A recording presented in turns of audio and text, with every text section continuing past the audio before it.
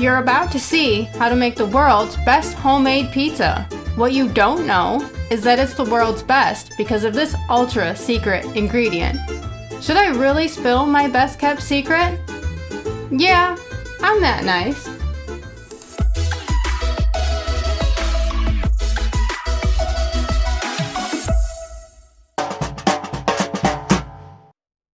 Part of what makes cooking fun is making sure everything's ready to go beforehand. Before you have things boiling over on the stove, things are burning, everything's easier to do when everything's prepped beforehand. So we have all of our toppings. We're going to go ahead and cut them up. Some of the things came from a can, so they're already there. So we'll start with our onion and chop those up. This will dice it up and make them into small pieces. And then we'll put them right back in our bowl so they're ready to go when we're ready to make our pizza. Okay, and then we have our green pepper. I find it easier to slice them, and then you can dice from the slices.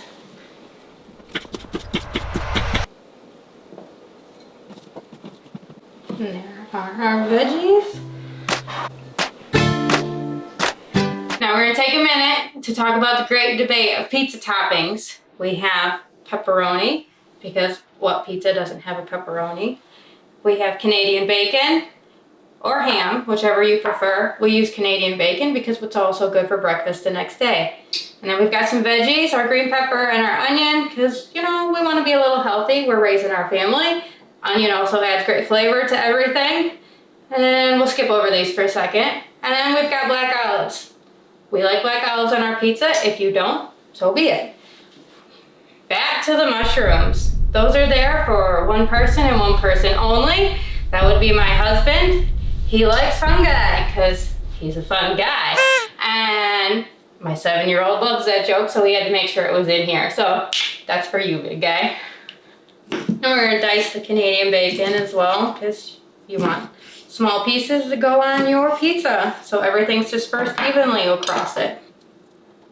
And there we are. We are ready to move on to our crust. And now, to start every great pizza, is the pizza crust. You've got many ways to go about that. You can go to your favorite cookbook, get a pizza crust recipe out of there. I go semi-homemade and use a Jiffy Mix. They're based right here in Michigan, so we support the local guy. So when I can find it, I use a Jiffy Mix. Or if you're less inclined to be ambitious, you're more than welcome to start with a pre-made pizza crust. You do you, I won't judge.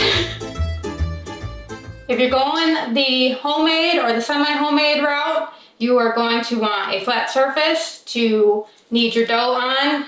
I cover my surface, which is my island, with plastic wrap before I put the flour down because cleanup is so much quicker. You just ball it up and throw it away. It's great for Christmas time when you're making Christmas cookies with the kids too, because then the only mess is the flour on the floor. So we'll go ahead and put the flour down. This is plain white all-purpose flour.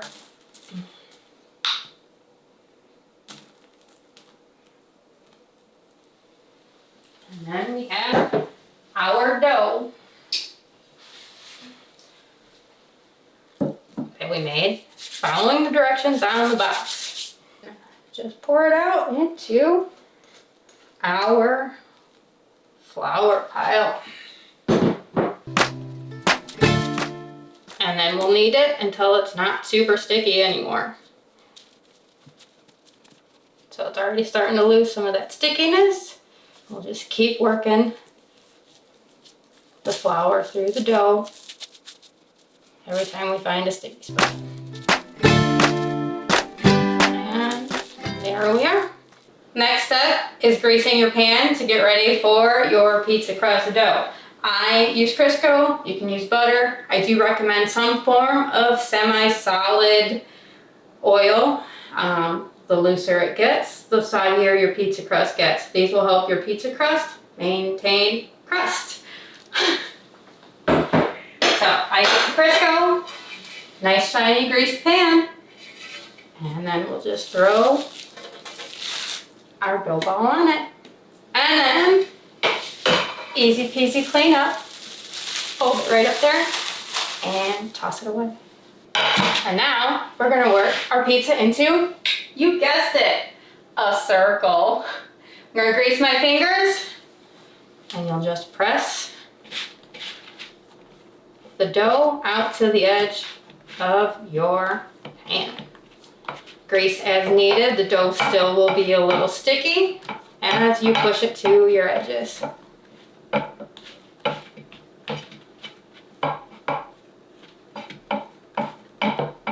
Keeping the pan spinning will help keep it in a circle for you as well.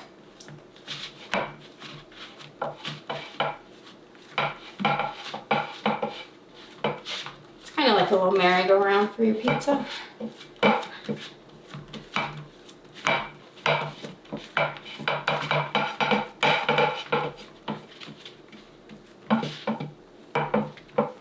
And there you are.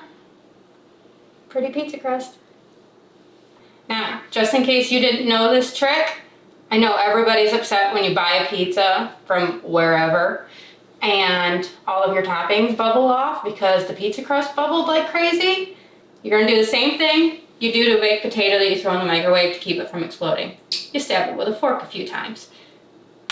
Just as long as you get it everywhere. This provides air holes so your pizza doesn't bubble, or at least doesn't bubble as badly. And now we're gonna throw them in the oven. I'm throwing the naked pizza in the oven for just 2 to 3 minutes just to help crisp the dough up before we start putting our wet ingredients on it. What temp? It's at 425, and it'll be just 2 to 3 minutes.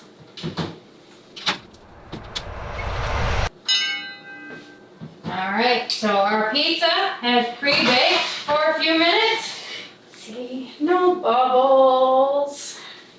We're gonna put it here and we are going to start building our pizza. It is finally time for our secret ingredient. It's been sitting here.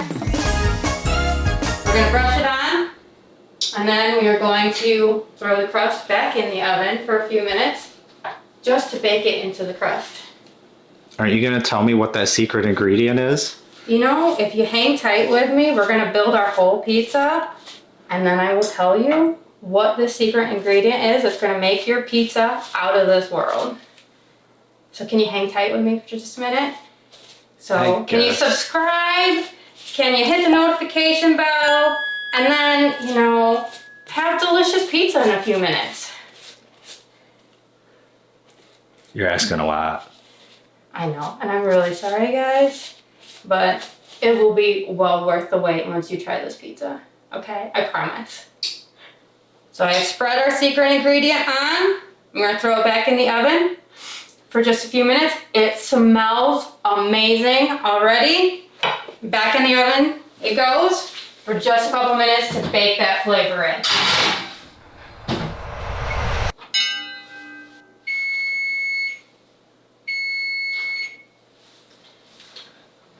And now we've baked it for a second time around. That's gonna seal that secret ingredient and the flavor it holds right into that crust so every bite is going to taste amazing. But now it is time to start putting toppings on. I bet you didn't know that pizza, great pizza, had to be baked like several million times before you could actually take a bite of it. But here we go. We've got our pizza sauce. And we're just going to smear it on. And with homemade pizza, more sauce is better. As it bakes down into the dough. And then you're left wanting more sauce every single time. Trial and error, but I'll tell you, if you think it's enough, put just a little bit more on it. All right. And toppings. So again, we have our spread. Another great debate is pepperoni on top versus on the bottom. In our house, we like it on top because we like our pepperoni to get crispy and not taste like salami. Not that there's anything wrong with salami, but we like crispy pepperoni. So we'll start with the other things.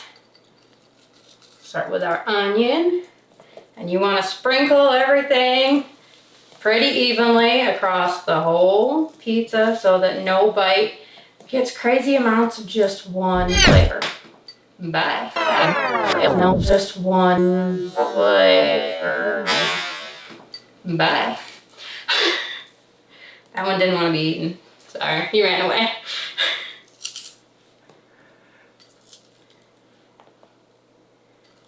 So there's our onion. Got some green pepper. Again, everything's chopped up small enough so that no flavor overpowers another. Unless, of course, you like green pepper pizza, in which, you know, you do you, more power to you. You eat pizza the way you want to. Pizza's very forgiving. You can top it however you please, and it will still taste amazing. Got black olives. And we'll put some of our ham on there. Like I said, just sprinkle it on evenly so that every piece is going to taste great. Except, of course, those pieces that are going to have the mushrooms on it. And then we got to mark. At least in our house, we have to mark which side has the mushrooms on it so that one person and one person only gets that half of the pizza. That person has great taste. Well, at least he's a fun guy, right? Just rinse off my hands. As long as you think so. And then we're going to put our cheese on there. Again, more is better. Cheesy pizza is the best. You want to evenly top it. Just make sure I don't hide my mushrooms. I did that the last time I made pizza, and then I couldn't tell whose side was whose. And we've got our pepperoni.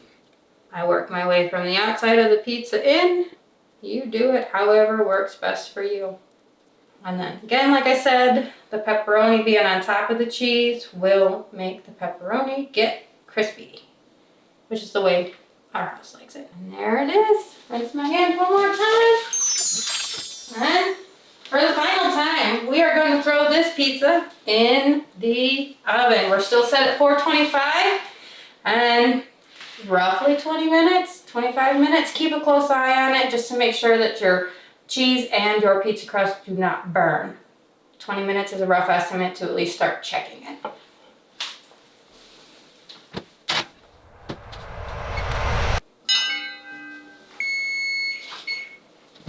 And here is our pizza at 20 minutes. And this is why I say start checking it at 20 minutes. We're not going to need to go any more additional time for this pizza. And yes, it may look a little dark, but don't judge me. I like a cooked pizza. I don't want a doughy pizza.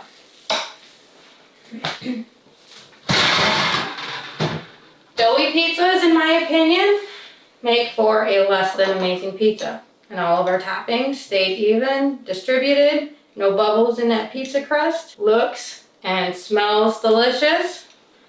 I'm going to slide it off our pan. Hopefully it doesn't stick thanks to that Crisco we put on it.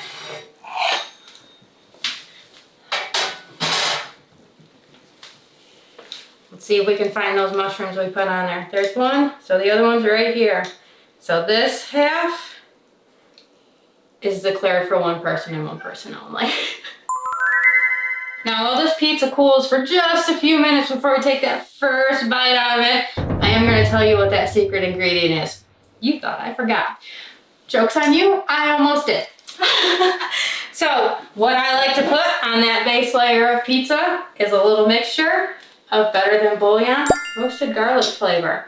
And because this is a very thick paste, I mix it with just a little bit of melted butter so that it smooths across that pizza crust a little bit better. But there you have it. That's what makes one amazing pizza. So we have let our pizza cool. And we're gonna go ahead and start cutting our yummy delicious pizza pieces out of it.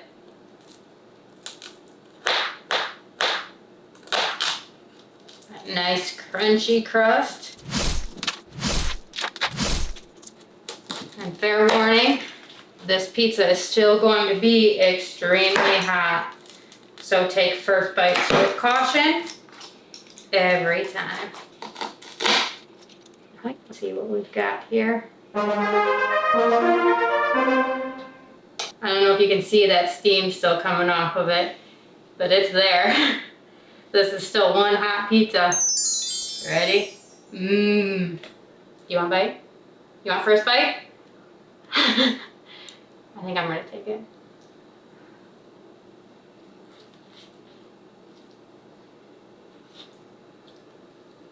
Mmm. That is a delicious pizza. And still so very hot. Please be careful. Thank you for watching, and everybody have a great day.